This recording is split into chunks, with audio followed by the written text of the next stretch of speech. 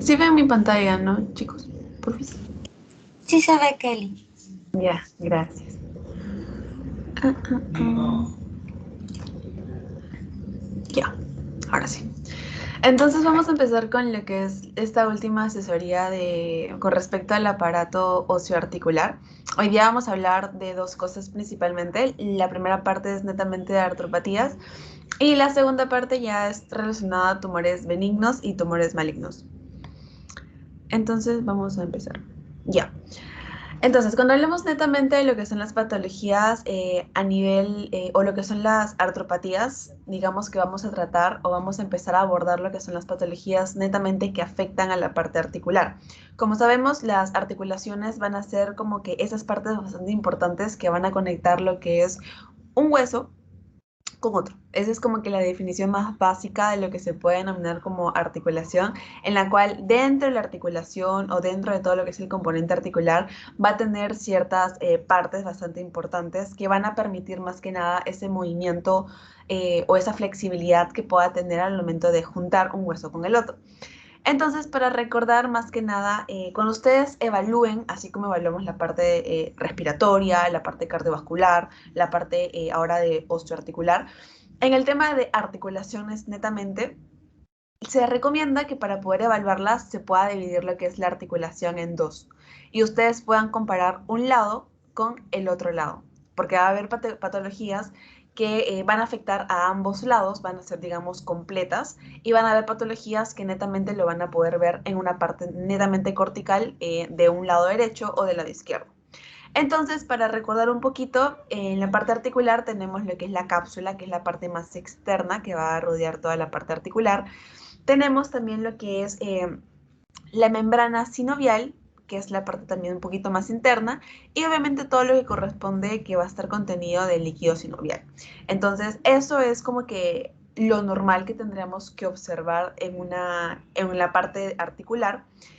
Pero radiológicamente, cuando digamos, cuando esta parte cortical, cuando esta cápsula, hay un engrosamiento netamente o hay como que una hipertrofia a este nivel de la cápsula o al nivel del cartílago, es donde van a aparecer ya, digamos, ciertos hallazgos radiográficos que se van a poder manifestar en las imágenes, principalmente en una radiografía a nivel articular.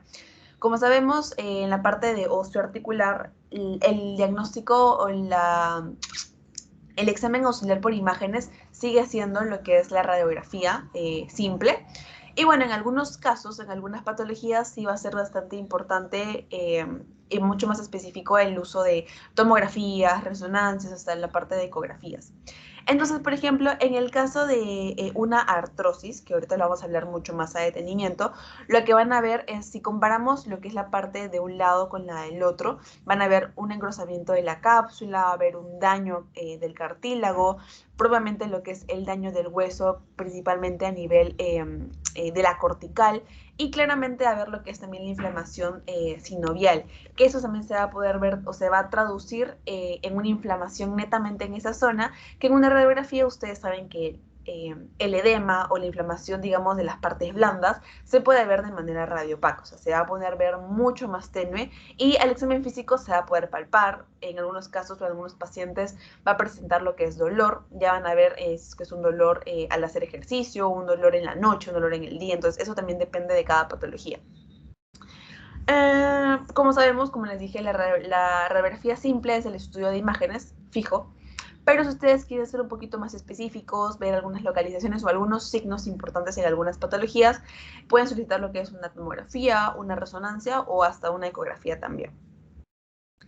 Ok, entonces en su teoría, cuando me dieron a mí esta teoría, me la clasificaron de esta manera, pero en su teoría también vi que les estaban clasificando de como que de diferentes formas. Entonces, para fines, digamos, rápidos y que ustedes puedan entender de primeras, quiero que se aprendan esta clasificación, que es cuando hablamos de patologías degenerativas, a la cabeza, digamos, como la principal patología, tenemos a lo que es la artrosis o osteoartritis. Ese es el sinónimo, cualquiera de los dos. Cuando hablamos de patologías inflamatorias, tenemos a la cabeza lo que es la artritis reumatoide y bueno, entre otras patologías como lo es la espondiloartropatías seronegativas. Cuando hablamos netamente del tejido conectivo, tenemos también lo que es la patología de la esclerodermia o la dermatomiositis. Y cuando hablamos de patologías por depósitos, tenemos lo que es la artropatía gotosa y enfermedades por depósitos de cristales, que esto no es tema, no les tocan en su teoría.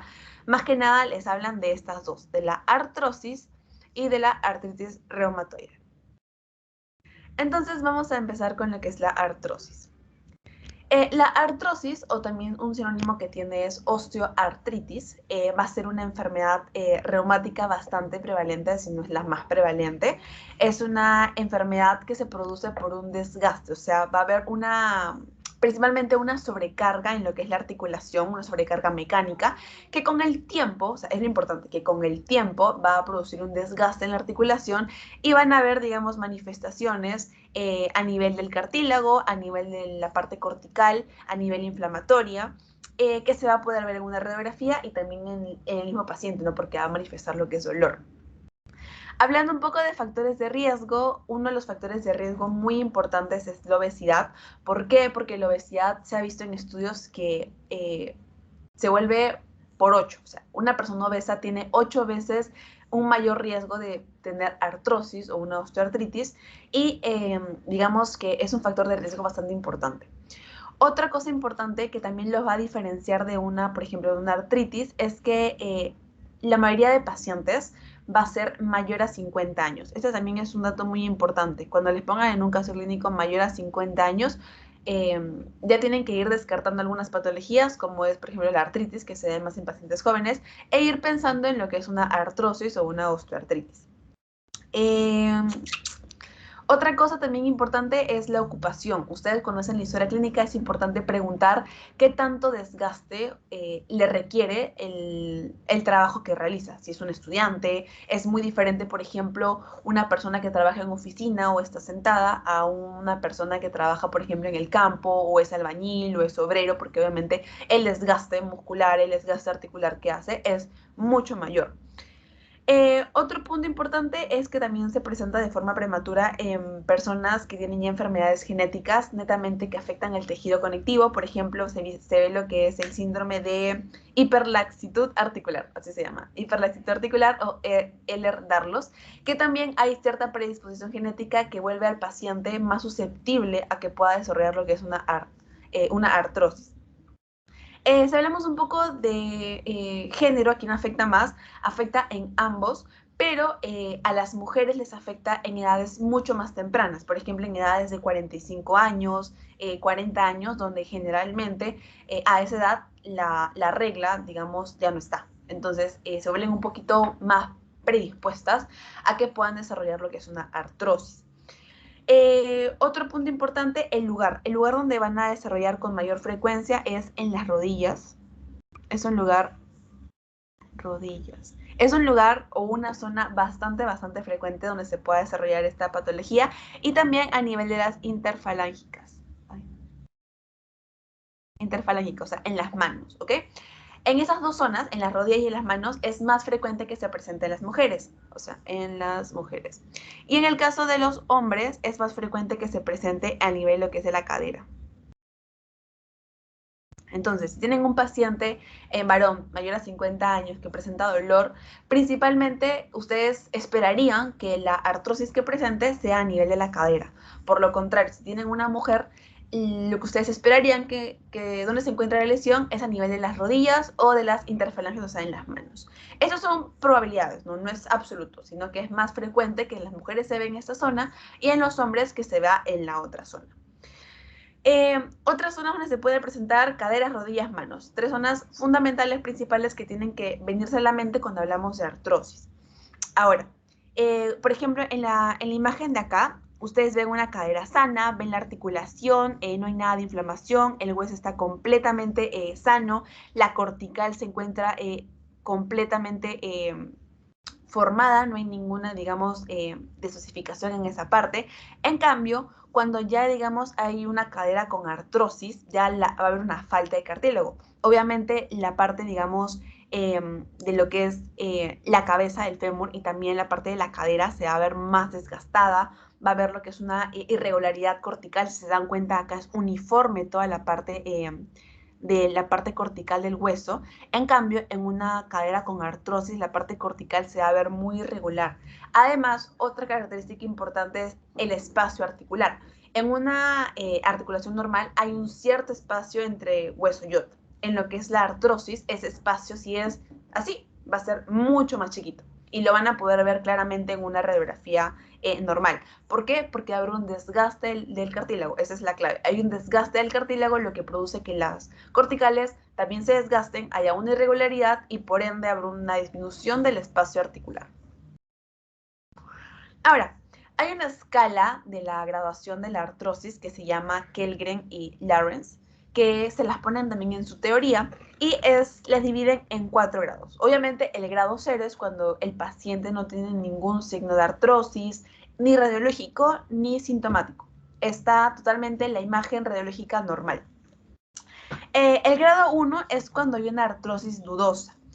Es decir, por ejemplo, sacan una radiografía y ven un estrechamiento articular un mínimo. O sea, ven si es así, hay como que más pequeñito. O sea, dudan y sospechan de que hay una artrosis ahí. Entonces, cuando hay ese punto, lo denominan como grado 1, cuando es un poco dudosa, cuando no hay, digamos, una certeza de que sí hay el espacio disminuido, hay lo que es la cortical irregular, entre otras características, ¿no? Entonces, cuando ustedes sospechan un poquito, grado 1. El grado 2 es cuando hay una artrosis mínima. ¿Y qué quiere decir ahí? Cuando hay una disminución del espacio articular, pero también hay pequeñas deformaciones osteofíticas, que ahorita lo vamos a ver cuáles son esos cuerpos osteofíticos, ahorita lo vamos a ver, pero cuando ya empiezan a aparecer, cuando ya hay un osteofito un poco más definido, lo denominamos un grado 2. Un grado 3 es cuando ya hay una artrosis más moderada, o sea, el espacio articular ya es mucho más mínimo, hay no solamente un osteofito, sino hay varios osteofitos alrededor de la articulación, ya hay lo que es una ligera esclerosis. Cuando hablamos de esclerosis ¿se acuerdan que se lo voy a dibujar? Cuando hablamos de una articulación o un hueso, hablamos de la cortical, que era la parte de acá. Y en una radiografía, ¿se acuerdan que todo este borde se veía un poco más radiopaco? O sea, se veía más blanco y en el canal medular se veía más negro. Y entonces, cuando hablamos de esclerosis, es que esta línea blanca, si es que lo veían blanco tenue, va a verse un blanco bien definido, un blanco bien intenso, como si fuera todo el contorno. Entonces, en un grado 3, la esclerosis que se va a ver va a ser un poquito más ligera, ya no va a ser tan blanca. En cambio, en un grado 4 ya la artrosis es más severa, hay formación de grandes osteofitos. Cuando hablo de osteofitos, ahorita lo vamos a ver, van a ser como cuerpecillos, como unos circulitos alrededor, así, así.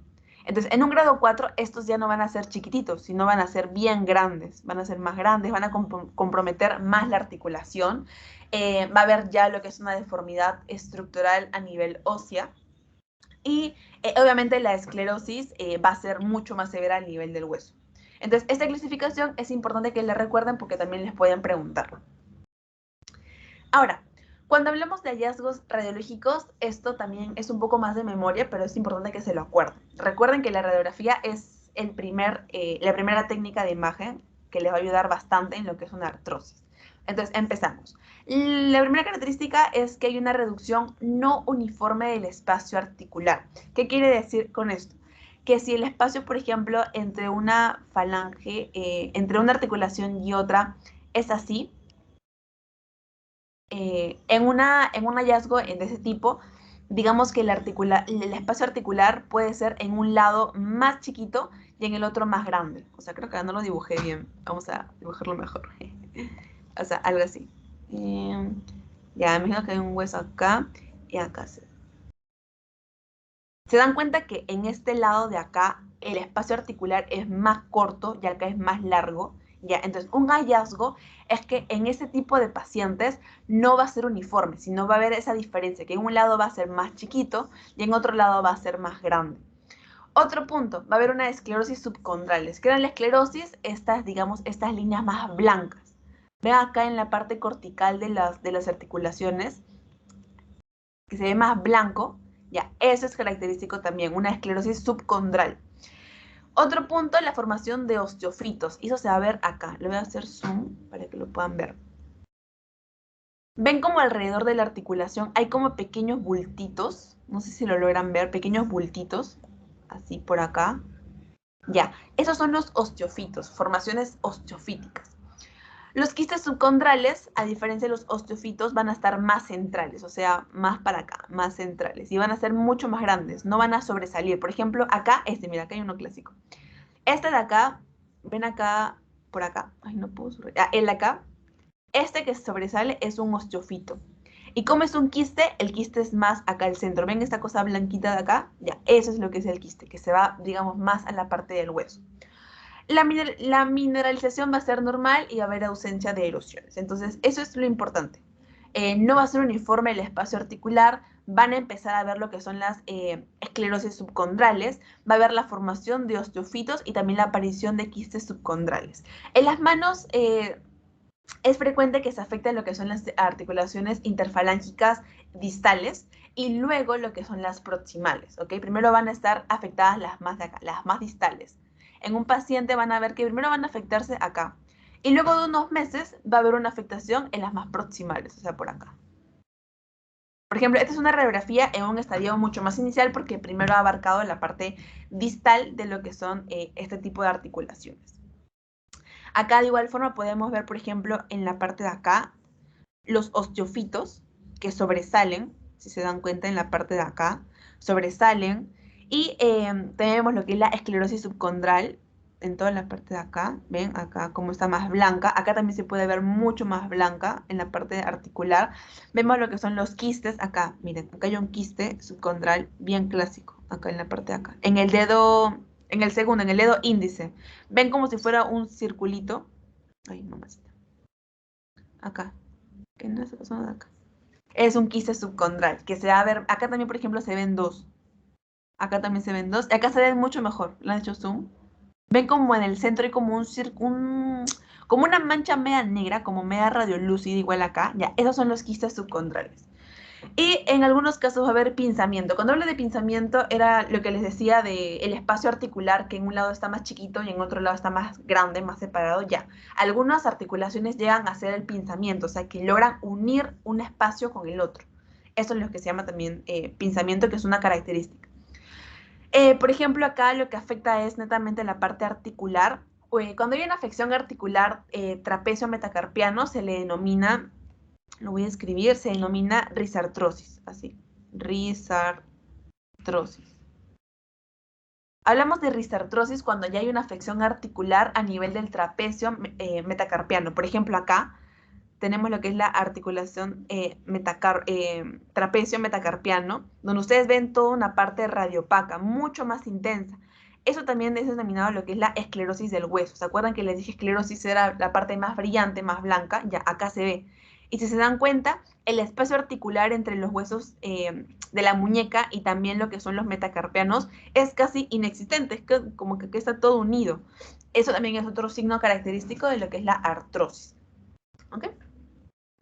Por ejemplo, acá vemos lo que es una radiografía de rodilla bilateral y como es una radiografía bilateral podemos comparar el lado, digamos, derecho del lado izquierdo. Entonces, recordar que este tipo de patología se produce por una sobrecarga, digamos, a este nivel, que produce claramente a nivel de la rodilla cara medial, o sea, en la parte de acá. Y vemos principalmente lo que es el espacio articular, como en esta rodilla aún hay un, digamos, hay un espacio mínimo, pero en esta ya no. En esta ya hay lo que se conoce como el pinzamiento. ¿Por qué? Porque hay ya la unión. ¿Qué vemos acá? Acá hay un circulito. Estos son los osteofitos clásicos que también aparecen en este tipo de patologías, que son los osteofitos marginales, que se van a ver como un tipo de protusiones óseas, como si fueran unos cachitos, como si fueran unas bolitas que sobresalen de la parte articular, también es característico. Otro punto, la esclerosis del hueso subcondral. Acá lo ven más blanco, acá lo ven como que más tenue. Acá hay una esclerosis mucho más marcada. Acá también hay otra esclerosis mucho más marcada, que van a ver una imagen blanca, que es como una línea que debería ser sutil, pero que en esta patología se va a ver mucho más intensa. ¿Ok? Y bueno, los quistes acá no se logran ver con mucha claridad. Más que nada sobresale lo que es el osteofito. Esta, por ejemplo, artrosis a nivel de la cadera, donde vamos a ver lo que es un compromiso a nivel superior lateral. del lado derecho de lo que es, digamos, unos cambios iniciales de la esclerosis. Obviamente empezamos nuevamente. Esta línea blanca, ¿cómo se denominaba? Esclerosis. Esa línea blanca, al igual que acá, pero en la parte derecha es mucho más tenue. La parte articular, por ejemplo, acá, se ve mucho más pegada, ya no hay ese espacio articular y se ve gruesa. Esto ya, digamos, esta fue una radiografía tomada 5 meses antes que esta. Estas fueron 5 meses después y ven que la parte articular, el espacio articular, ya está mucho más grueso, está mucho más intenso y una esclerosis mucho más marcada. El pinzamiento es asimétrico, si se dan cuenta en esta zona de acá, el espacio articular es más pequeño, en cambio acá es mucho más grande. Entonces acá ya está como que sugiriendo que hay un tipo de pinzamiento en la parte articular. ¿Okay?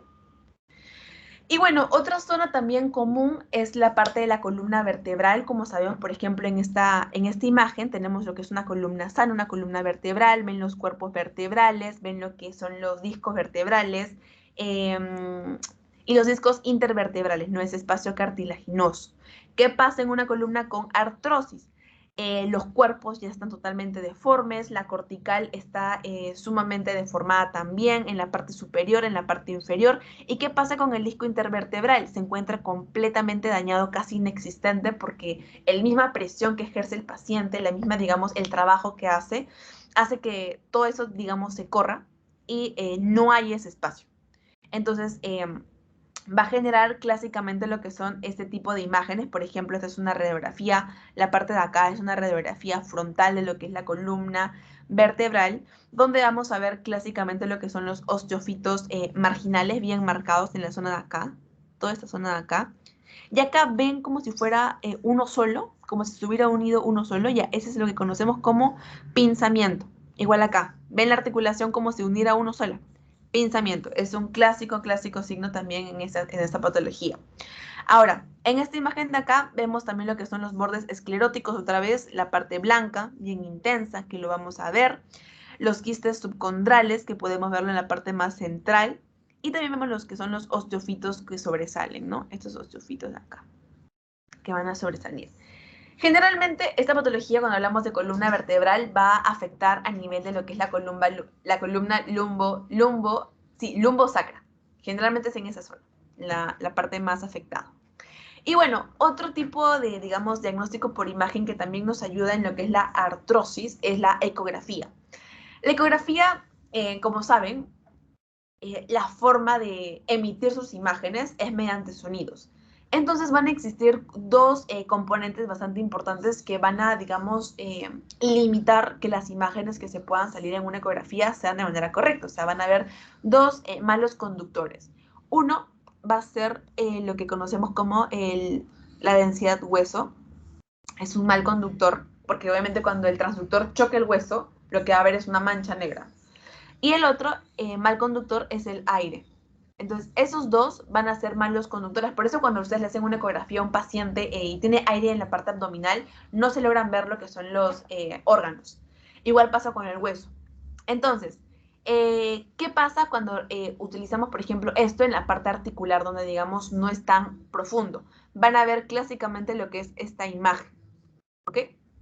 Esta imagen, que obviamente no nos da una imagen clara de lo que es el hueso, pero algo positivo que podemos sacar de la ecografía es que siempre nos va a dar esta línea blanca. Y esta línea blanca nos tendría que estamos frente a la densidad hueso, o sea, hay un hueso ahí.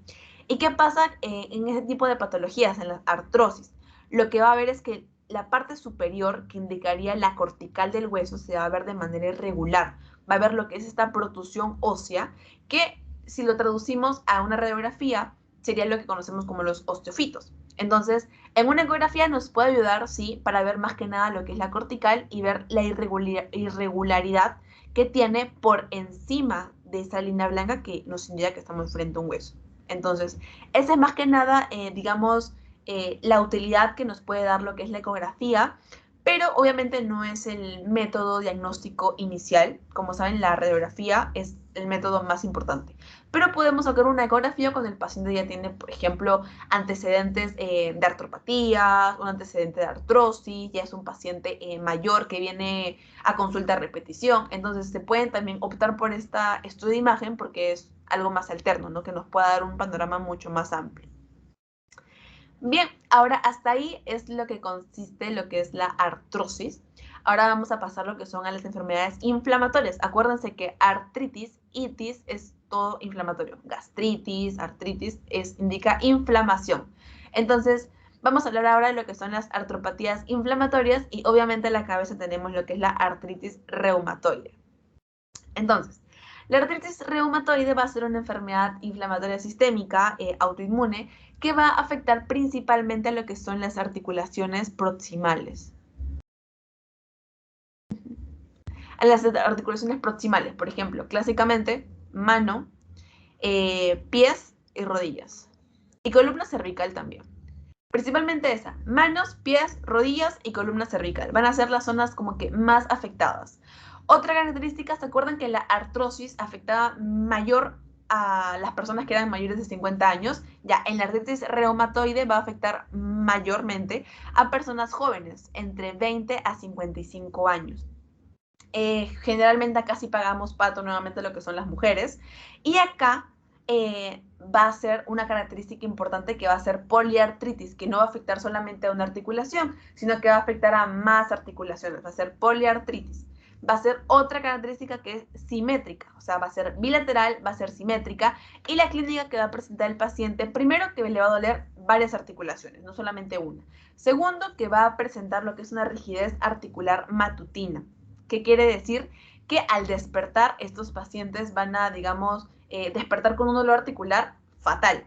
Y conforme pase, digamos, las horas del día, este dolor va a disminuir. Por contrario, por ejemplo, la artrosis, el paciente se despierta como un ángel, no le duele nada. Y conforme va haciendo sus actividades, empieza a surgir el dolor. Entonces, esa es la diferencia entre una artritis y una artrosis también que les puedo ayudar clínicamente.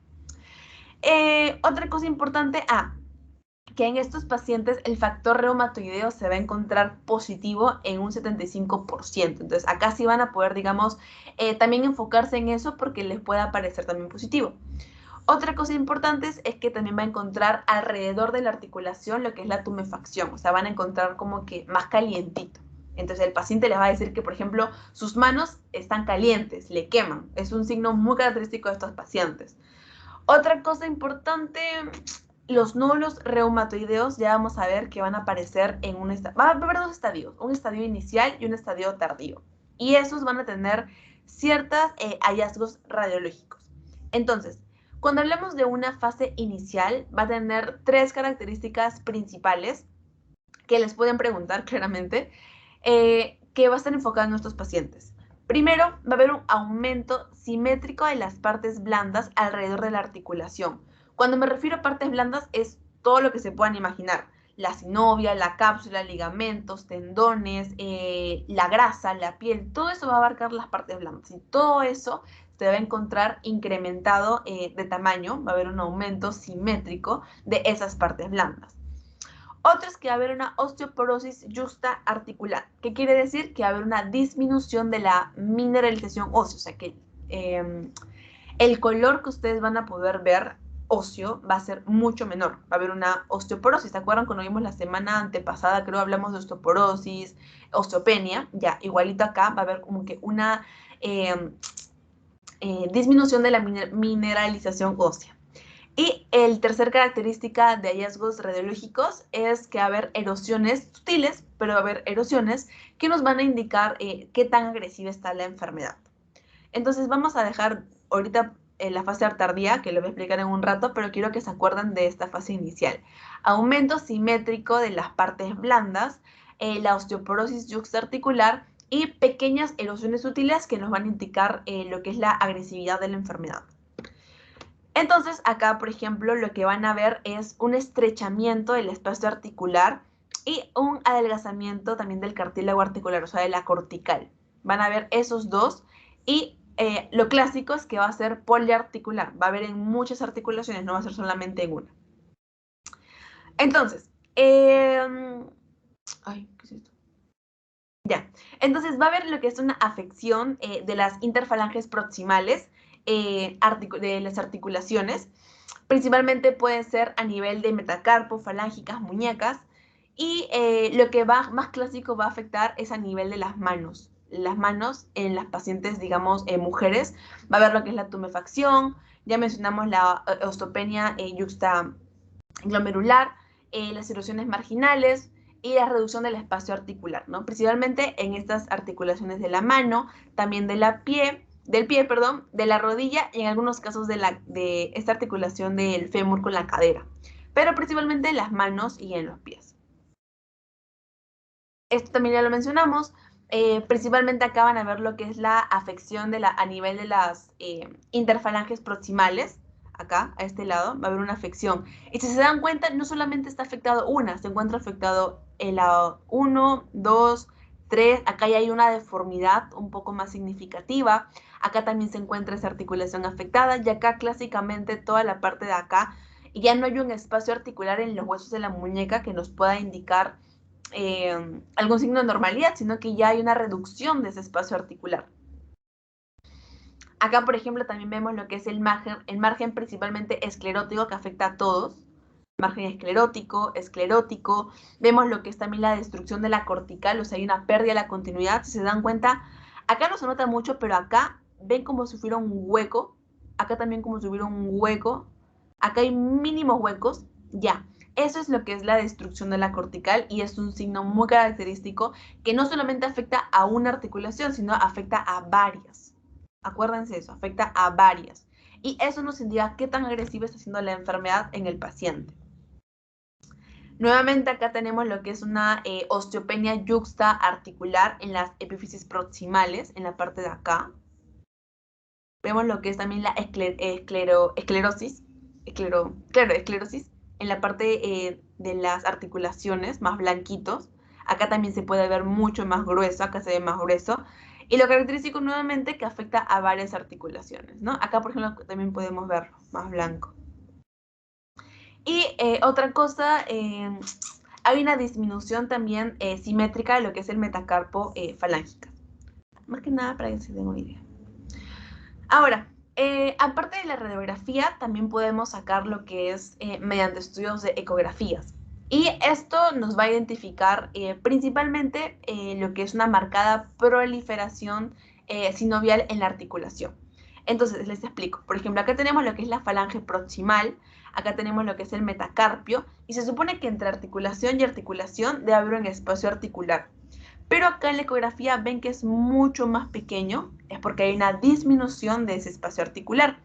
Además que también ven toda la parte de acá, esa es la membrana sinovial que rodeaba la articulación. ¿Se acuerdan que les dije que rodeaba la cápsula?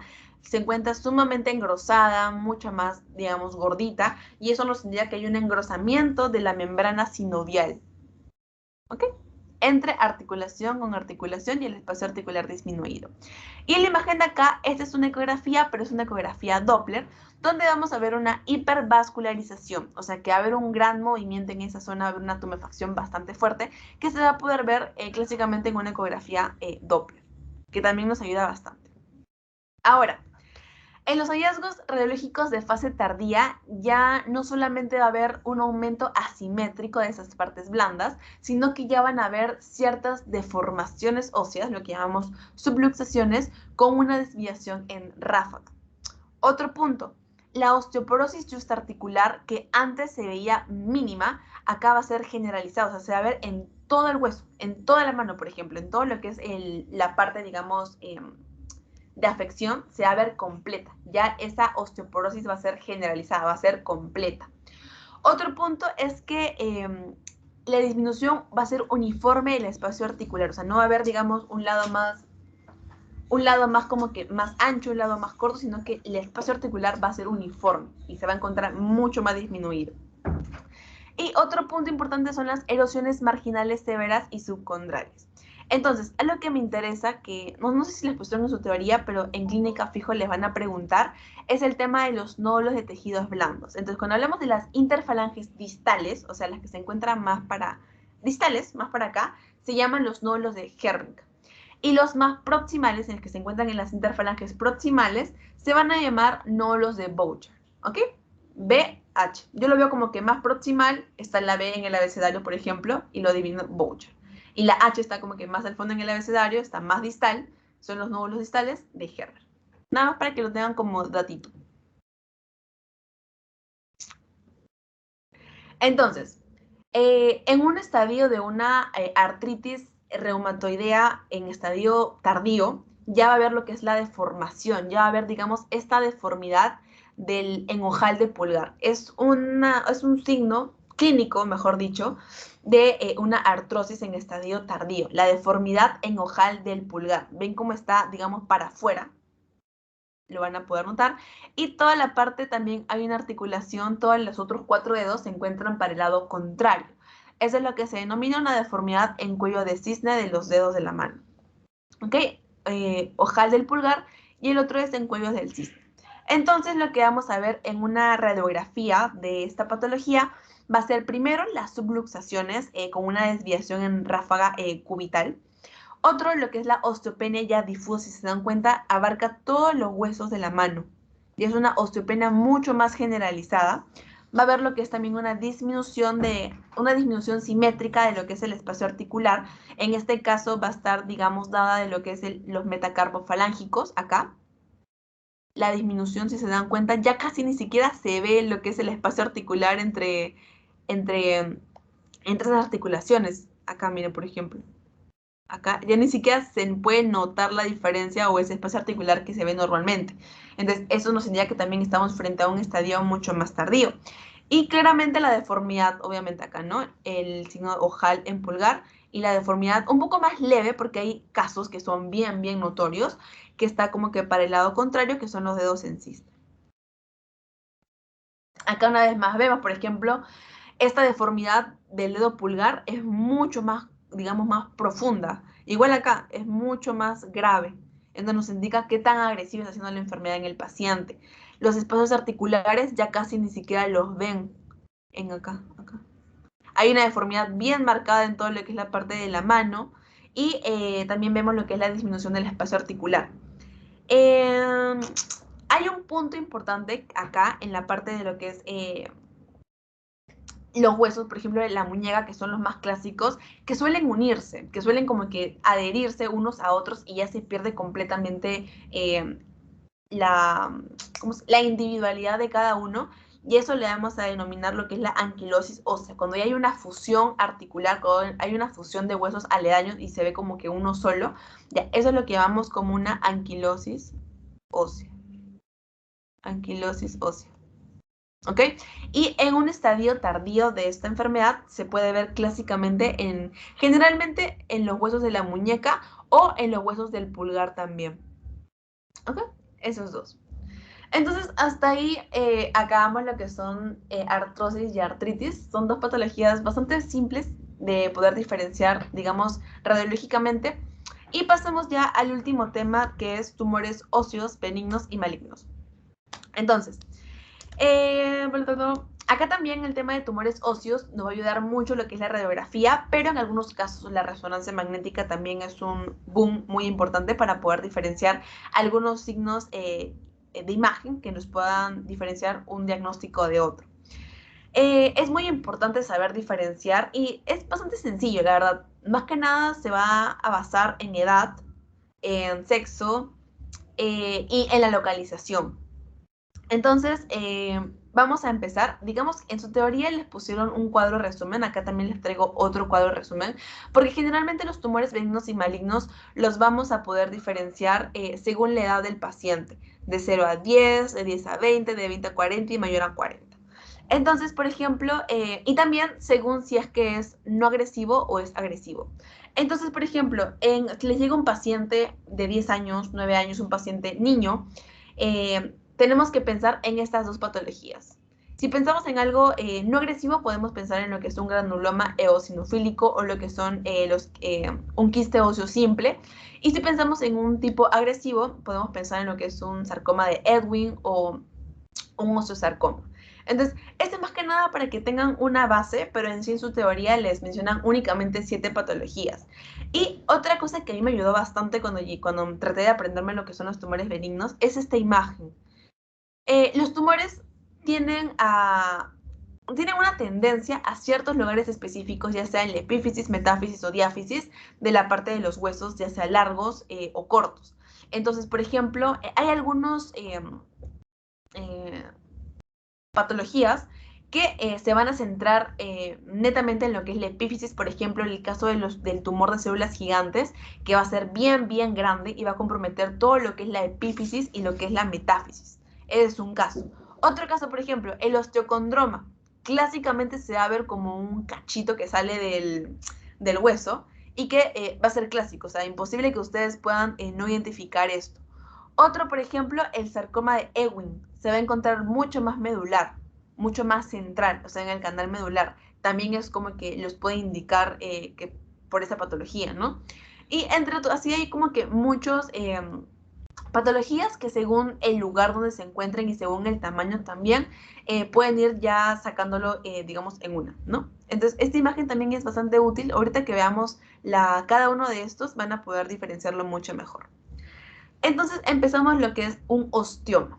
Entonces, ¿qué va a ser un osteoma? Va a ser una lesión radiodensa, o sea, va a ser una lesión blanca, va a ser bien definida, con un borde liso, un contorno liso, que se va a localizar principalmente en lo que es el seno frontal. Por ejemplo, en esta imagen es un seno frontal del lado derecho. Entonces, generalmente son lesiones radiodensas que se van a encontrar en los huesos del cráneo. Pero también hay otros lugares, por ejemplo, como los huesos faciales, cerca también, que van a poder encontrarlo. Pero principalmente la localización, así top, es la parte del seno frontal. Y va a ser constituida por lo que es un hueso compacto, denso, formado por lo que es el periósteo, o sea, lo que rodea el hueso netamente. Uy. Ya. Entonces, dentro del osteoma hay un subtipo que es el osteoma osteoide. Este osteoma osteoide va a ser, va a comprometer el 10% de lo que son los tumores óseo benignos. Es importante que recuerden. Es un tumor óseo benigno. Va a ser más frecuente, ahí sí pagan pato. Casi en todos los tumores los que pagan pato son los hombres, ¿ya? Hay algunos nomás que las mujeres pagamos pato, pero la mayoría, como es este caso, son los hombres. Y acá hay 3 características que quiero que sí o sí se aprendan porque pues les puedo dar un caso clínico de eso. Y es que el paciente... ay, Dios mío. Uy, qué raro, se está moviendo solo. Ya. La cosa es que ya. Características clínicas es que el paciente va a venir manifestando un dolor óseo, un dolor bastante fuerte a nivel articular o a nivel de los huesos principalmente. Pero les va a comentar que ese dolor óseo va a empeorar en la noche. O sea, va a ser un dolor constante, pero que en la noche es insoportable. Cuando una persona usualmente le duele algo, toma antiinflamatorios. Entonces, lo característico es que en estos pacientes los antiinflamatorios sí van a hacer algún tipo de efecto. O sea, sí les va a calmar. Ustedes les preguntan, ¿ha tomado algún tipo de antiinflamatorios, unos AINES? Y él le va a decir, sí, sí me calma. Es una característica también de este tipo de tumores benignos. Y bueno, otras manifestaciones menos frecuentes es que va a venir con un trastorno de crecimiento o una deformidad ósea o una esclerosis dolorosa.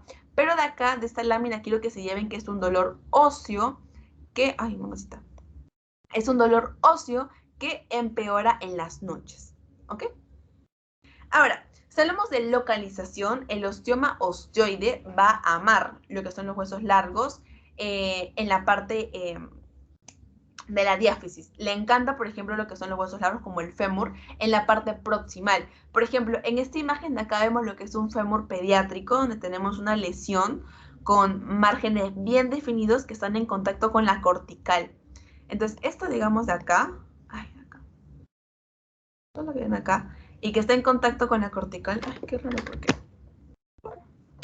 Ya que está en contacto con la cortical, es, digamos, un osteoma osteoide. ¿Okay? Le encantan los huesos largos, le encanta lo que es el fémur proximal.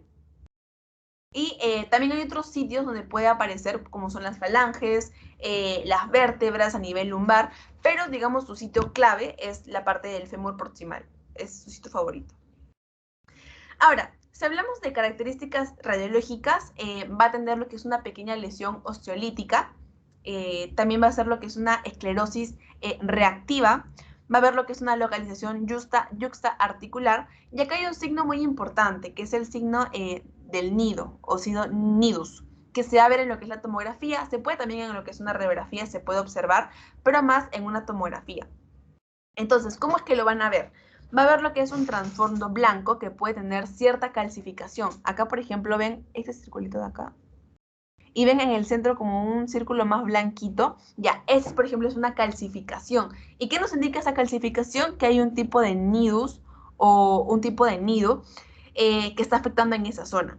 Otro punto importante es el tema de la esclerosis reactiva. Acá también van a poder ver, digamos, los bordes de la cortical. Ay. Los bordes de la cortical bien blanquitos. Ay, ¿por qué no sé? Y ahora sí. Los bordes de la cortical bien blanquitos. Entonces, acá también nos indica que hay una esclerosis reactiva. ¿Qué nos condiciona esto? Que hay una inflamación existente en esa zona y por ende le ha producido al paciente dolor. Y si se dan cuenta, también lo vamos a poder manifestar en la parte de las partes blandas. Está como que más hinchado, más como que se hace notar. Entonces nos indica que también hay un tipo de inflamación en esa zona. Y bueno, la parte de lo que les comenté de la localización yuxta articular es que puede estar a nivel cortical, o sea, pegado a la parte cortical, o puede estar pegado también a la parte medular. En cualquiera de las dos. Por ejemplo, en este caso está más pegado a la parte cortical. En cambio, la parte de acá está más pegada a la parte medular. Ah, de acá quiero que no se olviden lo que es el nido. Acá creo que lo vamos a ver. Sí, acá. No, en la siguiente creo que es. Por ejemplo, esta es una paciente mujer de 20 años con un osteoma osteoide en la falange proximal del segundo dedo derecho.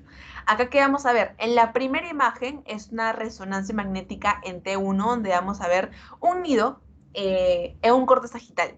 Esta de acá, lo que ven acá, lo que señala la flecha roja, es el nido clásico de ese tipo de patologías, del osteoma osteoide. En la de acá ya es una con contraste, donde ya vemos lo que es una hiperintensidad. Lo voy a acercar para que puedan ver mejor. ¿Ven cómo se hay una rayita que rodea toda la parte circular? Más hiperintensa. Ya, eso también es característico. Y en este último vemos ya lo que es en un plano coronal en T2, donde se puede ver lo que es el edema óseo. Toda la parte, si se dan cuenta, este dedo es mucho más gordo, a diferencia de estos, y se ve lo que es el edema óseo, el derrame articular y el edema en partes blandas. Ahora, aquí sí donde quiero que vean el signo característico que es el signo o la presencia de nidus, que se puede ver, por ejemplo, en esta radiografía se puede ver como una manchita, una media manchita acá, una cierta manchita en esa zona. Entonces, ahí es en una radiografía normal. Pero por eso es que las tomografías o las resonancias son mucho más específicas en ese tipo de patologías. ¿Por qué? Porque imagínense, en esa tomografía el nido se ve, ay, mamacita, el nido se ve mejor, mucho más. Acá casi ni lo vemos. Ay, acá casi ni lo vemos. Ay, ¿por qué no se puede? Ya, acá casi ni lo... Ay, ¿por qué no se puede? Ya, qué raro.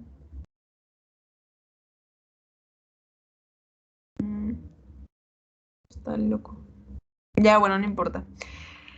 Ahí, digamos, en la tomografía del centro ven como una manchita negra. Ese es el nido clásico que ustedes van a poder ver. Igualmente, en la otra, en la imagen del costado, también ven como un circulito negro. También se puede ver mucho más claro. Entonces, en esas dos se puede ver mucho más visible lo que es el nido. Recordamos, tres cosas o datos claves para un osteoma osteoide.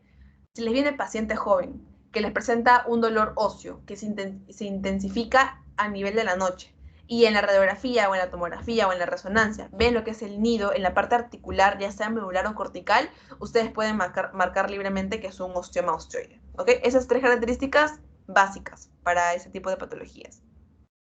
Ahora, tenemos por otro lado lo que es el osteocondroma. El osteocondroma, ahora sí le puedo pensar. No sé si se puede. Ah, ya sí. No lo ven. Ya no importa. En el osteocondroma, la mayoría va a ser lo que es un tumor benigno, de igual forma. Vamos a ver si puedo escribir ya, porque... Ah, sí. Ya, es un tumor benigno, al igual que el anterior. Más frecuente, es el tumor benigno más frecuente que suele aparecer en menores de 20 años. ¿Ok? Y este puede transformarse en lo que es un condrosarcoma, o sea, se puede malignizar. Acá también va a pagar pato lo que son los hombres, más que las mujeres, en una relación de 2 a 1. ¿Ok? Cada 2 hombres, una mujer a 2 hombres les puede dar lo que es un osteocondroma. Estos tumores benignos suelen ser solitarios, o sea, suelen aparecer en una sola articulación. En una sola articulación, ¿ok?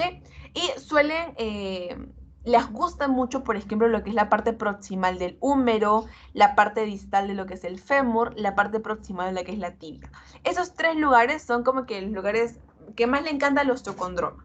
En segundo lugar, también le gusta lo que son la parte de las costillas, la escápula, la parte de la cadera, la parte del fémur, la parte de la cabeza, la parte del peroné y la parte distal de la tibia. Son como que lugares clásicos, pero los principales son los que le mencioné, los que están en puntito rojo. Ahora, acá el signo o el hallazgo radiográfico más importante es la exocitosis ósea pedunculada. Ustedes no entienden nada de eso, yo tampoco, así que les voy a enseñar con una imagen. A esto es lo que me refiero con una exocitosis, que es como un cachito que sale, como un crecimiento pedunculado que se aleja de la articulación, o sea, que va hacia el lado opuesto. O sea, que esa la articulación va hacia el lado opuesto, ¿ok? Es como un cachito que crece. A eso le denominamos lo que es la exocitosis ósea pedunculada. Ay, mamacita. Ya, lo que es la exocitosis ósea pedunculada, ¿ok? Es un signo radiográfico importante. Y recordar que esta lesión, o sea, este cachito deja de crecer cuando ya hay una terminación o cuando deja, digamos, lo que es la maduración esquelética. Entonces, en una radiografía simple lo que vamos a ver es fácilmente reconocible. O sea, el osteocondroma van a ver como un cachito que se sale hacia el lado opuesto de la articulación, pueden marcar osteocondroma. Otro punto importante, en una radiografía es sencillo de ver, pueden verlo así, pero obviamente en una tomografía, en una resonancia, en una reconstrucción en 3D se va a ver mucho mejor. Y dentro de las complicaciones puede tener lo que es la deformidad ósea, fracturas o un compromiso también vascular que pueda haber en esa zona. De igual forma, ven acá lo que es el crecimiento es exostocítico del hueso, como unos cachitos en la parte de acá, acá también, y acá también se puede ver. ¿Okay? De igual forma, acá ven como hay una afección a nivel distal del fémur que, digamos, se aleja de la articulación. Si aquí está la articulación, el cachito va a crecer hacia el lado opuesto, o sea, para acá arriba. Igual acá. Mira, vamos a ver. ¿Ven? Como hay un cachito que crece para el lado opuesto, igual acá. Igual acá. Ok, hasta ahí sería lo que es el osteocondroma. Ahora pasamos a lo que son los quistes. O también llamado, hay un quiste que es el que vamos a hablar porque hay varios tipos, pero el que les mencionan en su teoría es el quiste óseo simple o solitario. Este quiste va a ser muy frecuente en lo que son los niños. Y nuevamente tenemos que los hombres van a pagar pato porque va a ser más frecuente en varones que en mujeres. Si hablamos de localización, el 80% va a ser en la región metafisiaria del extremo proximal del húmero y también puede ser en el fémur o la tibia. Pero principalmente es en la región metafisiaria del extremo proximal del húmero, o sea, en la parte de acá. Y si se dan cuenta es bien grande, ocupa una gran cantidad de espacio en la parte del hueso. Y lo característico de este tipo de quistes es que no producen ningún síntoma. Generalmente se descubren porque es un diagnóstico incidental. La mayoría de pacientes, como son niños, llegan a la emergencia por presentar algún tipo de fracturas. Entonces, presentan algún tipo de fractura, le hacen una radiografía, le hacen una tomografía y ven, boom, un quiste óseo simple. Entonces, generalmente son diagnósticos incidentales de una lesión lítica ya existente. Ahora, en la radiografía, ¿cómo lo vamos a ver? Van a ser lesiones de localización central, de márgenes bien definidos, va a ser uniforme, va a tener una lesión con un patrón geográfico, o sea que va a ser bien grande y va a ser benigno, va a tener una benignidad característica también. Entonces, lo importante acá es que van a ser lesiones, lesiones centrales, bien definidas, eh, puede ser con o sin márgenes escleróticos y con una expansión medular, o sea, una expansión hacia el centro. Ya. Entonces acá es donde lo van a poder ver mucho mejor. Como les digo, va a venir un paciente, clásicamente viene por una fractura, por ejemplo, es un paciente que vino por una fractura de húmero y se le encontró lo que es un quiste óseo simple, que se puede marcar bien en una radiografía. Y este signo, cuando hay una fractura, es el signo del fragmento caído. ¿Por qué? Porque el fragmento cortical se va a hundir hacia la parte del fondo de la lesión, es como que se va a poner para encima. Y van a ver todo como si fuera una mancha encima o que rodea lo que es la fractura. Entonces, un paciente que viene a la emergencia por fractura, generalmente de húmero, se le hace una radiografía, encuentran el signo del fragmento caído, sospechan de quiste óseo simple o quiste óseo solitario. Ok, y con eso es como que los tumores más benignos, más frecuentes, y pasamos ya a la parte de los de tumores malignos. Ya, mi gata. Y en la cabeza tenemos lo que es el osteosarcoma. El osteosarcoma va a ser el tumor óseo primario maligno más frecuente. Acuérdense. Osteosarcoma, tumor óseo primario maligno más frecuente. Y va a ocurrir también en pacientes jóvenes, en pacientes de 10 a 25 años frecuentemente. Y hay una ligera predominancia por los varones. No es tan marcada, pero es una pequeña desventaja, mejor dicho, para los varones que presentan estas patologías. Si hablamos del lugar de localización, le encanta lo que es la metáfisis de un hueso largo, o sea, la parte más de acá, toda la parte de acá. ¿Ven como una manchita? Igualito. Le encantan esos lugares, metáfisis del hueso largo, y si hablamos de la clínica es inespecífica, no presenta mucho dolor, a menos que ya, digamos, haya comprometido un poco más lo que son las partes de las masas de las partes blandas. En algunos casos hay dolor óseo acompañado, pero a veces no. Y se dan frecuentemente en pacientes que tienen un historial de traumatismos muy frecuentes. Entonces, recordamos un poquito lo que hablamos, por ejemplo, en la clase de fracturas. Hay una reacción perióstica. Por ejemplo, cuando hablamos de una reacción perióstica sólida, o sea, uniforme, generalmente lo relacionamos con patologías benignas. Cuando hablamos de una reacción perióstica laminar o en cebolla, había una patología clásica que era de Ewing, en el sarcoma de Ewing. Acuérdense eso, cebolla, laminar, sarcoma de Ewing. Cuando hablamos de una reacción perióstica de tipo espiculada, tenemos que pensar en lo que es el osteosarcoma. Y el osteosarcoma, recuerden solamente como dato, va a tener dos picos, o sea, dos edades como que frecuentes de incidencia en esta patología.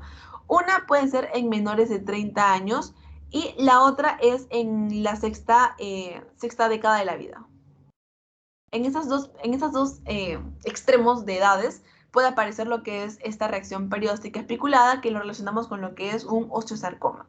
Y por último ya el triángulo de Cotman, que, que hay un levantamiento óseo, va a estar relacionado también con lo que es la osteomelitis y también con lo que es el osteosarcoma, ¿no? En un estadio un poco más avanzado. Ahora, este, por ejemplo, es una radiografía de un osteosarcoma. Va a ser una lesión ósea bastante agresiva con un patrón indefinido. Está muy mal definido, si se dan cuenta, abarca gran parte de lo que es la cortical. No sé por qué no se puede. Ya, gran parte de lo que es la cortical.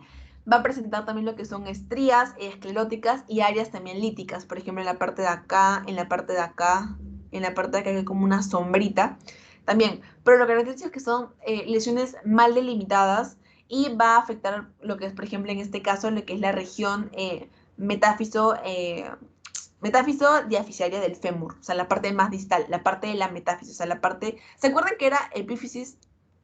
La parte de acá, metáfisis, la parte de acá, y la parte de acá es diáfisis. Entonces, en esta patología afecta la metáfisis y va yéndose al canal medular, o sea, la parte central. Acá, por ejemplo, tenemos otra radiografía de un osteosarcoma, que es una reacción perióstica discontinua en sol radiante, o sea que va a haber como que esos pelitos que sobresalen en la parte de acá, en la parte de la cortical, igualmente acá, pero si se dan cuenta, esto es un signo clásico del osteosarcoma. ¿Y cómo se llamaba? ¿Se acuerdan que se llamaba el triángulo de Cotman? Que era como si fuera... Kelly, Dime. una pregunta. Dime. ¿Cuál es la diferencia entre la reacción perióstica en rayos de sol y en cepillo? Que a veces se parecen mucho. ¿Acá? Sí, es De que la en lo que especulada es y especulada creo que hay dos tipos, tanto en cepillo y en rayos de sol. ya. En la del cepillo es más los pelitos que ustedes van a ver. Aquí está, espérense. Mm, ya. Ay, mejor ¿cómo se crea? Pantalla. Ya, aquí está. Ya. Van a ver dos. Acá. Dos huesitos. En la parte del cepillo, la verdad son muy parecidas ya, pero en la parte del cepillo y el otro es el sol. El sol, ustedes como saben, es los pelitos, digamos, más distales van a ser más pequeños y los más centrales van a ser más largos. En cambio, en cepillo todos van a ser uniformes, pero siempre van a, digamos, a tener esta imagen como que más curviada. A diferencia de la que era, había una que era bien, la del triángulo de Cotman, que sí tiene la figura de un triángulo. En cambio, cuando es cepillo, digamos, los pelitos o la forma es como que más igual.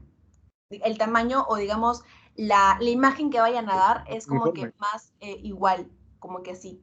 En cambio, la que es en sol radiante es más chiquito en los extremos y más largo en los del medio. Es la diferencia más significativa que se puede dar para ese tipo. De acuerdo, gracias. Ya. Entonces seguimos y estamos viendo acá esta radiografía en el tema del osteosarcoma. Hay, no quiero llamarlo signo patognomónico porque es muy difícil en medicina encontrar un signo patognomónico para algunas cosas, pero en el osteosarcoma van a encontrar clásicamente lo que es el triángulo de Cotman, que es como una salidita así, en triángulo literalmente. Entonces cuando ustedes vean ese signo, lo relacionan con un osteosarcoma. ¿Ok? Ahora, tenemos lo que es el condrosarcoma. El condrosarcoma es el tumor maligno del tejido conectivo, que se va a caracterizar por una deformación, una malformación a nivel de la matriz, a nivel de la matriz cartilaginosa. Este va a ser el tercer tumor maligno más frecuente, obviamente después del mieloma y el osteosarcoma va a ser el tercero, y va a tener como que dos orígenes. Uno que puede ser un origen primario y otro que es un origen secundario. El origen primario, como su nombre lo dice, primario va a surgir o sea, nuevecito, surge por él mismo. En cambio, los secundarios van a ser a causa de una neoplasia benigna que no se trató a tiempo, que se complicó, que se prolongó y con el tiempo se desarrolló lo que es un condrosarcoma. Entonces van a ver como que dos maneras de poder visualizarlo. La primera es que va a haber un borde festoneado que va a coger toda la parte central, pero no va a coger la parte del periósteo, o sea, no va a llegar a deformar a nivel de la cortical. La capita del periósteo del hueso no lo va a coger, va a ser todo en el hueso. En cambio, cuando ya hay una destrucción de la cortical, ya digamos sobrepasa lo que es el periósteo, sobrepasa lo que es la cortical del hueso, ya va a haber una extravasación. Va a haber una extravasación. Y eso, como se sale ya del hueso, también va a haber una afección a nivel de las partes blandas. Y esas partes blandas se van a poder también visualizar en la radiografía y nos va a indicar un compromiso mayor de la parte articular, de la parte del hueso. Además, las lesiones que se caracterizan como condrosarcomas típicamente van a tener, digamos, unos márgenes mal definidos. Los condrosarcomas no van a ser con limitas, ¿cómo se dice? Contornos lisos o contornos bien delimitados, sino que van a ser así, como si fueran algodoncitos bien dispersos. Y acá hay un signo muy importante que quiero que también se lo aprendan porque les pueden preguntar. Y, ay, ya y es el signo de... Acá. El signo de las palomitas de maíz. Entonces, dentro del condrosarcoma hay un subtipo que es el condrosarcoma convencional intramedular. Acuerdo, solamente convencional, que va a ser el tipo más frecuente de condrosarcomas en un 80%. Y afecta más que nada en la cuarta y quinta década de la vida y nuevamente pagan pato los hombres. Otra vez. Pero acá, dentro del condrosarcoma, van a ver este tipo de calcificaciones que ven acá. Ay, puntero. Calcificaciones. Ay, no sé por qué. No sé, ya, pluma. Estas calcificaciones, si se dan cuenta, tienen como similitud a palomitas de maíz. Y entonces ustedes ven esas calcificaciones en una radiografía que simula ser palomitas de maíz, ese signo es de un condrosarcoma convencional. ¿Ok? Estas lesiones suelen ser centrales y especialmente y frecuentemente afectan a la parte de la metáfisis proximales, de los huesos largos, de la pelvis y también a nivel de los hombros. Esos tres lados, huesos largos a nivel de la metáfisis proximal, a nivel de la pelvis, como es el caso de esta radiografía, y a nivel de los hombros. Otra cosa, no, nada más. Y hay otra característica también importante del condrosarcoma, que es conforme vaya evolucionando, por ejemplo, esto es una radiografía que se tomó en el día 1 y esto fue 5 años después. Las calcificaciones, va a haber una evolución de estas calcificaciones en un condrosarcoma. Donde si se dan cuenta, inicialmente ven como puntitos blancos, pero bien, bien tenues, y conforme pasó el tiempo, hubo una calcificación mucho mayor y se puede ver, digamos, en una radiografía. Entonces, esto es lo que se conoce como anillos rotos. O simplemente calcificaciones, que es una característica también de lo que son los condrosarcomas. Ahora, pasamos ya al penúltimo, que es el sarcoma de Ewing, que les dije que era clásico ver lo que era en las formas laminadas o en cebolla, que ahorita lo vamos a ver. Este va a ser el segundo tumor primario óseo maligno más frecuente en niños y adolescentes. Ojo, digamos, esa población vulnerable es en niños y adolescentes, generalmente entre 4 a 25 años. ¿Qué afecta más? La metáfisis o diáfisis de los huesos largos, abdominio proximal. Como les digo, es el segundo tumor primario óseo maligno más frecuente después del osteosarcoma. Bueno, el osteosarcoma es el top, es el más malito. Y luego viene el sarcoma de Ewing. Ahora, si hablamos características radiológicas, tenemos lo que son, ya hablamos, la clásica capa de cebolla, como vemos acá, esta clásica capa de cebolla, y otro que también es el triángulo de Codman, que también se encuentra en este tipo de sarcomas de Ewing. Por eso no me gusta llamar signos patognomónicos, porque a veces se encuentran en ambas patologías. Entonces, el triángulo de Codman también se puede ver, por ejemplo, acá lo ven. Si se dan cuenta, es como un triangulito. Ay. Acá. Ya no es como que en cebolla que son varias tiras, sino que es una tira y otra tira acá, que simularía como un triángulo. Esas son dos características radiológicas muy importantes del sarcoma de Ewing, que es una reacción perióstica agresiva. Esto nos indica agresividad. Y va a haber lo que es una lesión también a nivel medular. Ahora, ¿cómo podemos diferenciar un sarcoma de Ewing con un osteosarcoma? El osteosarcoma es más metafisiario, o sea que se va a encontrar más para esta zona y se va a dirigir más que nada hacia el epífisis, o sea, se va a encontrar más para acá. Toda esa zona de acá, metáfisis y epífisis. Y se va a encontrar más lateralizado. Metáfisis, epífisis, lateralizado. El sarcoma de Ewing se va a encontrar mucho más central en el canal medular, o sea, en la parte de acá. Y obviamente va a afectar o va a manifestarse una agresividad en las partes laterales, o sea, va a manifestarse para acá y para acá. ¿Y cómo lo manifiesta? Capa de cebolla, triángulo de Codman. La diferencia es estas dos. Recordamos metáfisis, epífisis, lateral. Sarcoma de Ewing, más central, canal medular, y se caracteriza porque se va a mostrar agresivo en las partes laterales, o sea, con capa de cebolla y triángulo de Codman. Y bueno, por último tenemos lo que son los tumores o el tumor de células gigantes, también llamado osteoclastoma, que es un tumor relativamente frecuente, usualmente benigno, pero que también se puede malignizar. Este clínicamente presenta lo que es un dolor insidioso en lo que son la masa de tejidos blandos. Va a haber ya un compromiso mayor. Ahorita van a ver la magnitud de estos. Y acá sí, las que pagamos pato somos las mujeres, porque va a ser más frecuentemente en lo que es el sexo femenino, de 20 a 25 años. Va a haber una transformación maligna que es más frecuente en los hombres. O sea, si bien es cierto, aparece más en las mujeres, pero la reacción maligna aparece más en los hombres. O sea, siguen pagando pato los hombres, porque la parte o la manifestación maligna o la transformación maligna de la enfermedad se da más en la parte de los hombres. Localización, metáfisis de los huesos y va a abarcar, digamos, estructuras completas. O sea, ahorita lo vamos a ver, acá está.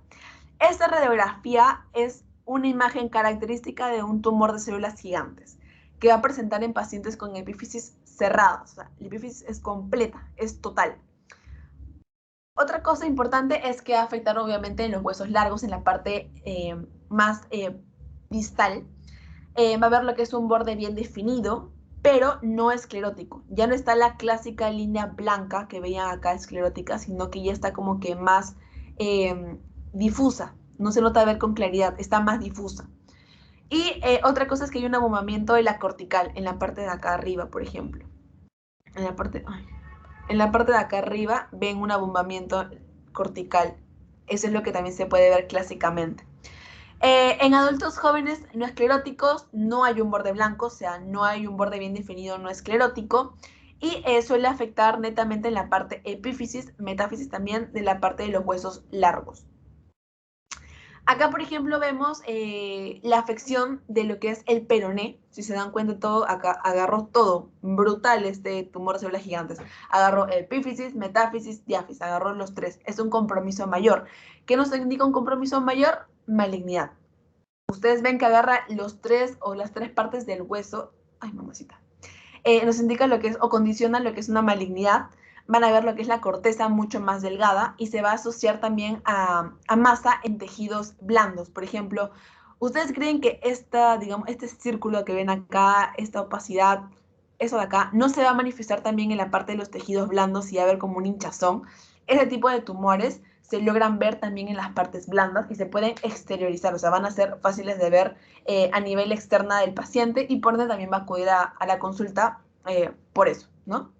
Entonces, en resumen, tumor de células gigantes, lo que me importa que se aprendan es que va a abarcar huesos largos, va a haber un borde bien definido pero no esclerótico y el abombamiento cortical en la parte superior. Ok, entonces eso sería todo por la asesoría de hoy. Ay, ahorita les paso el pasito, chicos. ¿Tienen alguna duda? Consulta. Me quedo sin voz. Descartar. No sé si mi cámara se habrá puesto asquerosa. Fácil, yo siento que sí. Espérense. Ay.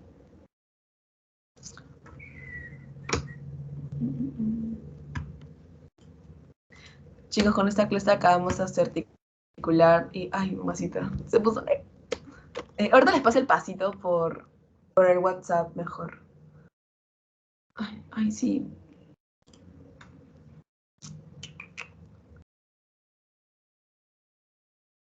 Muchas gracias, Kelly. Sí. Ya, chicos, espérense. Ahorita les paso el... Es que a veces mi laptop se pone así súper horrible. Y no quiere responder. Les voy a pasar el pasito por WhatsApp mejor. Ah, no, ya está ya.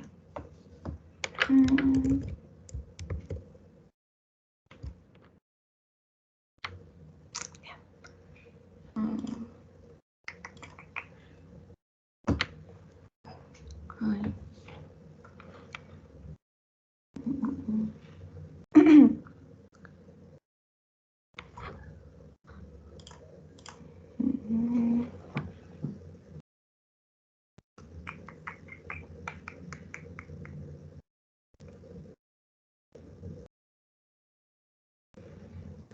Ay, ya, ahora sí.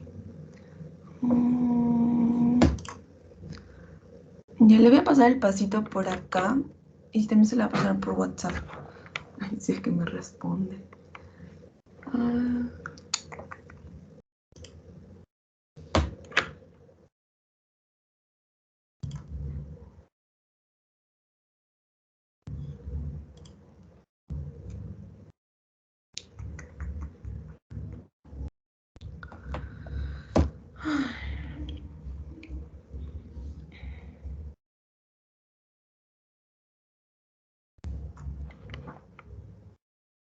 Ya, ahora sí. Por favor.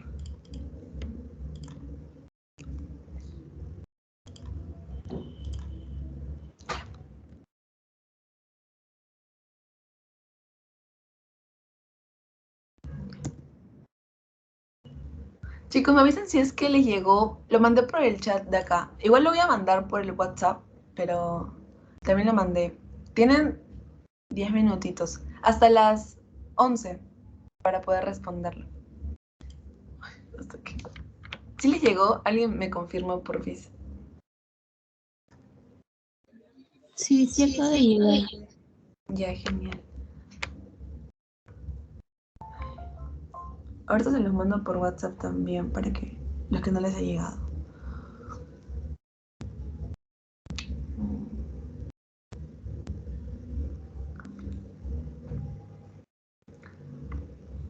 Ah, chicos, los que vinieron la clase pasada, no les mandé el pasito. Así que ahí también les puse si es que habían asistido.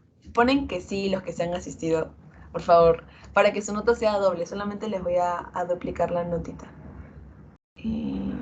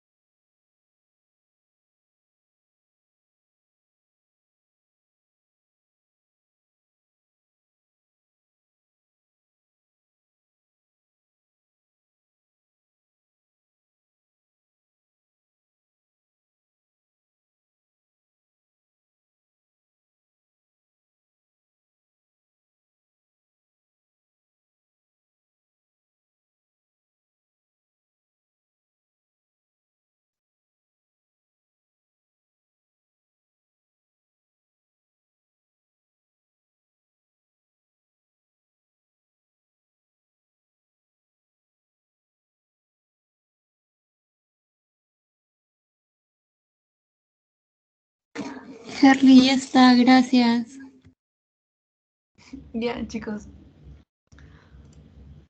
Al final igual resolveremos el pasito.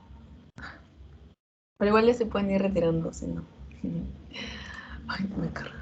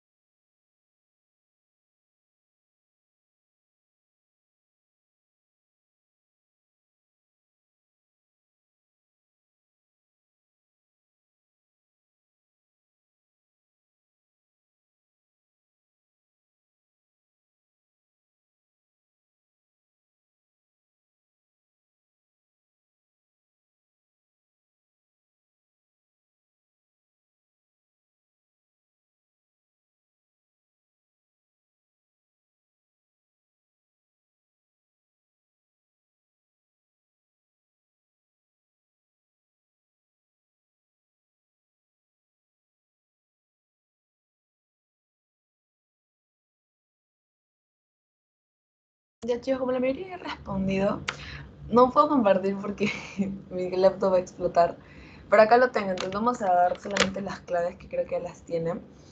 La primera pregunta era, ¿cuál de las siguientes características no corresponde a un hallazgo radiológico de una artrosis? Artrosis fue la primera patología que hablamos.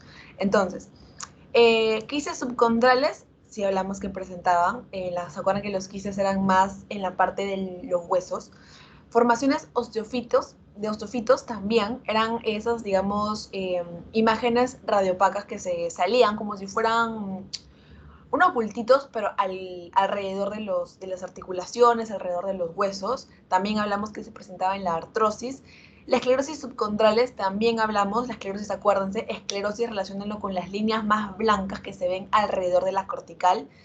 En cambio, la reducción uniforme del espacio articular no es la correcta porque sería reducción no uniforme. Acuérdense que a veces hay lo que es un espacio más amplio que el otro, que se ve lo que es el pinzamiento que hablamos, que se da en lo que es la artrosis. En la artritis, sí, digamos que el espacio articular es uniforme, especialmente en la fase tardía, que hasta también podría desaparecer. Entonces, la clave es reducción uniforme y el espacio articular es la que no corresponde. El signo de la deformidad enojal, ¿a qué patología nos hace referencia? Osteomostoide, ni hablar. Artrosis tampoco. Era de la artritis. ¿Y en qué fase? En una fase tardía. Era un signo ya de cronicidad, de agresividad de la enfermedad, en la cual se podía ver en la fase tardía, al igual que el signo de los dedos en cisne. O sea, el ojal es del dedo pulgar y los cisnes son de los otros 4 dedos. 3. Paciente joven de 25 años viene al consultorio de traumatología por presentar dolor óseo que empeora por las noches, toma AINE, los cuales alivian su dolor. Se le realiza una radiografía en contornos de calcificaciones centrales nidus. ¿Cuál sería el diagnóstico más probable? Hablamos del osteoma osteoide. 3 signos clásicos: dolor óseo nocturno, un paciente joven, puede ser 20, 25 años, y lo de los AINES también, y sobre todo las calcificaciones que se conocen como nidus o nudus, algo así, nidus o nudus. Y la última era paciente varón de 12 años, un paciente joven, ingresa a emergencia por presentar fractura de húmero. Al realizar la radiografía se logra identificar de manera incidental el signo del fragmento caído. Ese era un signo clásico de lo que conocemos como quiste óseo simple. ¿Se acuerdan que hablamos? Era generalmente en pacientes varones, en pacientes jóvenes, quizás sea una por fractura incidental, y se conoce ese signo clásico del signo del fragmento caído, que es cuando la cortical se mete hacia el otro huesillo. Entonces, el diagnóstico más probable de ese diagnóstico incidental es el quiste óseo simple. Entonces, chicos, con eso sería todo con el tema de articular. Ya la siguiente clase empezamos su último segmento, que es neuro, que voy a tratar de hacerlo lo más simple posible porque, si bien es cierto, es un poquito complicado, pero nada, vamos a hacerlo súper, súper chévere para que ustedes lo puedan entender.